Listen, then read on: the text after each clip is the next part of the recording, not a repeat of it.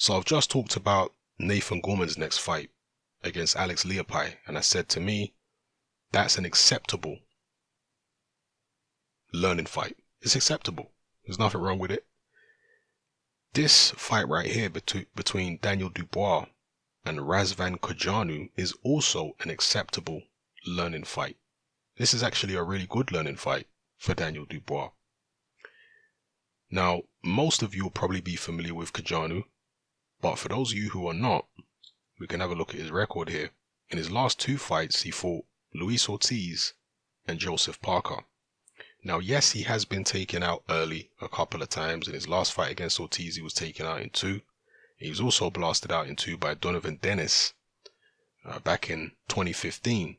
And that was an even more devastating knockout loss than the Ortiz fight. This fight, he was just totally cleaned out by Donovan Dennis.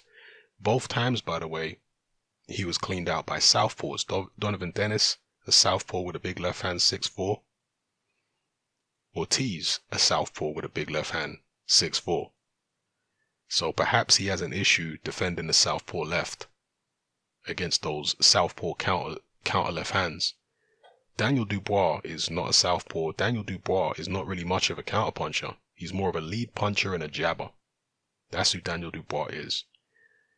Now, I've talked about those 2 knockout losses, but you also need to look at the fact that he was able to go the distance with Joseph Parker. This was just last year.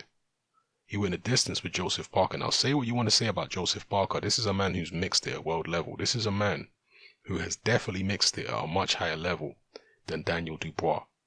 And if Cojanu is going 12 rounds against Joseph Parker, he was a late substitute for Hughie Fury in that fight, Cojanu. If he's going 12 rounds with Parker, then last year, then him against Dubois is a perfectly acceptable fight. As I say, a learning fight, as a step-up fight. Of course Dubois is the favorite. He's supposed to be the favorite. Nobody's going to try and sell this as a 50-50, or I hope they don't. But given where Dubois is in his career, he's just 9-0. Putting him in there against the guy who fought for the heavyweight title last year, that's more than acceptable. And in terms of what Cojanu brings to the table, he had an extensive amateur career for Romania. Wasn't like a top level amateur or anything, but he had plenty of amateur fights. He is a very big man, 6'7.5", and he's actually very confident, Cojanu. And you saw that in the Joseph Parker fight when he was clowning Parker and goading him and all that kind of stuff. He wasn't backing it up by winning anything. He was losing just about every round. But he has a certain amount of fighting spirit. And if he brings that fighting spirit to the table against Dubois, we could actually see some pretty intriguing action.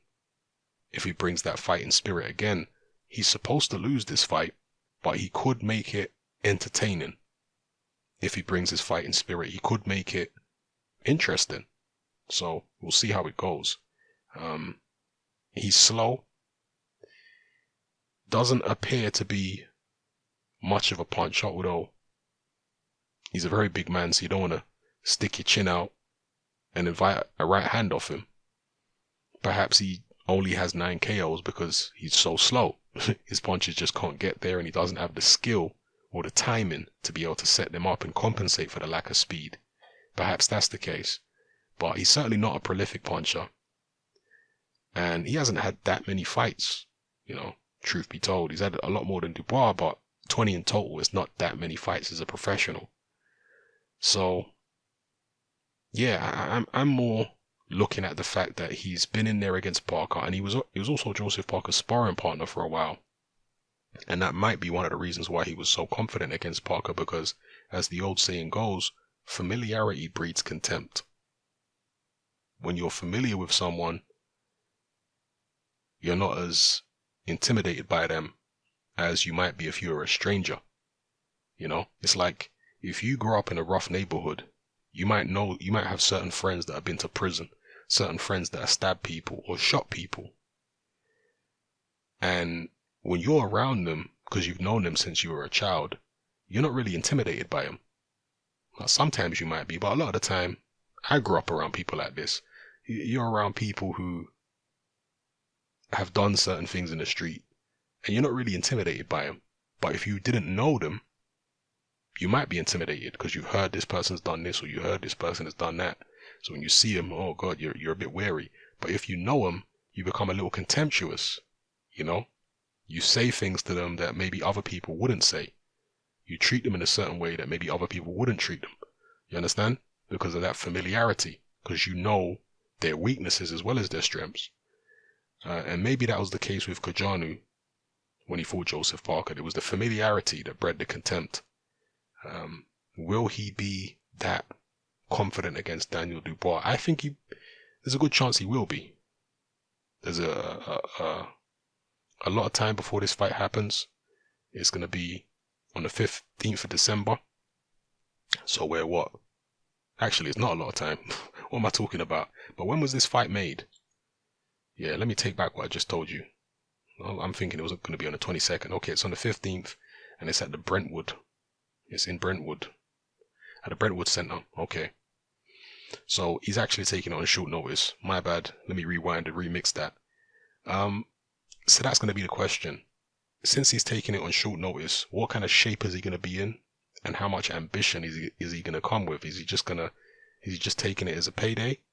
Or is he in some kind of shape, and does he see this as an opportunity? If he sees this as an opportunity and he's in there with a young guy, only 9-0, who doesn't talk much, who's very shy, he might go in there and try to bully him and try to clown him and get something done. You know, we'll see, particularly early. But how long is he going to stay in there when the big right hands from Dubois start landing? That's the question. Again, if he just come for the payday, he might decide to sit down and stay on the canvas the first time he gets clipped. But if he has the kind of spirit he had against Parker, and remember, against Parker, that was an opportunity. Against Parker, that was a world heavyweight title fight, so he was supposed to go for it. Against Daniel Dubois, he's just fighting a prospect. I mean, I'm trying to get into Cojanu's mind and trying to imagine where he's at. He had the loss to Donovan Dennis, rebounded with a few wins. Going into the Parker fight, he probably still thought of himself as a contender. But having been knocked out by Ortiz earlier this year in 2 rounds, does he still think of himself as a contender? Or has he resigned himself to thinking, you know what, maybe I'm just a journeyman. Maybe I'm just a guy who's going to pick up some paydays against some of these young lions and try not to get myself too badly hurt. Is that his mentality? Or is he thinking, you know what, if I take out Daniel Dubois, I could get a payday against Nathan Gorman, or get a payday against one of the other British heavyweights who's coming up. You know, maybe I could get in there against one of Eddie Hearn's guys. So he might be thinking like that and might come with ambition. We have to wait and see. But as I say, on paper, this is perfectly acceptable for Daniel Dubois in his 10th fight to be fighting Cojanu, a man who fought for the heavyweight title and went the distance for the heavyweight title last year. Perfectly acceptable fight. I don't know why some people are trashing the fight. Most people I've seen are quite positive about this fight, but I have seen some people trashing it. I don't know what you're trashing it for. Look who Mike Tyson was fighting in his 10th fight. I can assure you, in Tyson's 10th fight, he wasn't fighting anybody any better than Razvan Cojanu. I can assure you of that. So yeah, I think it's perfectly acceptable, and we'll see what Dubois can do with him. We'll see how much ambition Cojanu comes with. So let me know what you guys think in the comment section below. It's happening, I'm out. Join me on Patreon. I upload a minimum of 2 podcasts every single week, covering a wide variety of controversial topics, as well as live stream Q&A sessions. Take a look on screen right now at some of the podcasts I've produced so far. For just $3 a month, the equivalent of about £2 a month, you get access to all my new podcasts and my entire back catalogue of past podcasts, including my popular Confessions of a Nightclub Bouncer series. You can listen on your computer or on your smartphone or tablet by downloading the Patreon app from the Google Play Store or the App Store for free.